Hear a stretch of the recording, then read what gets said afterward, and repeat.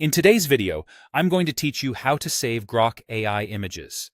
If you've ever generated an image with Grok and wanted to keep a copy for a project, a presentation, or your inspiration folder, this walkthrough will make it simple and repeatable. First, open a chat. That means getting to the Grok chat interface where you can type messages and receive responses. Make sure you're in an active conversation so Grok is ready to respond. A fresh chat is great if you want to keep things tidy, but any existing thread works as long as it's open and responsive. Next, type a prompt saying it is an image. Be explicit that you want Grok to generate an image and describe exactly what you need. Clear, descriptive prompts help the system understand your intent. For example, mention the subject, the mood or style you're aiming for, and any visual details that matter to you. The more precise your request, the closer the result will be to your vision. After you send the prompt, give Grok a moment to process. You'll see the image appear right in the chat once it's ready. Now, click on the image.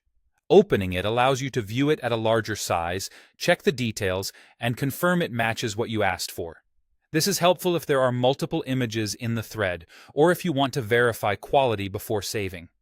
Clicking the image also typically reveals any on-screen controls associated with it, which keeps the next step straightforward. Finally, download.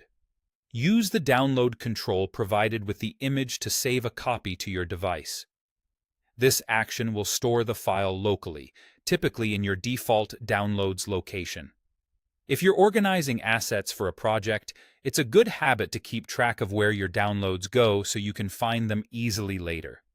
If you requested multiple variations, repeat the same click and download action for each image you want to keep. That's the entire process. Open a chat, type a clear image prompt, click on the image to view it, and download. Keep your prompts specific for best results, verify the image before saving, and you'll build a clean library of Grok-generated visuals with minimal effort. If you ever need to revisit the original prompt, it's right there in the chat alongside the image, which makes iterating or refining future requests fast and convenient.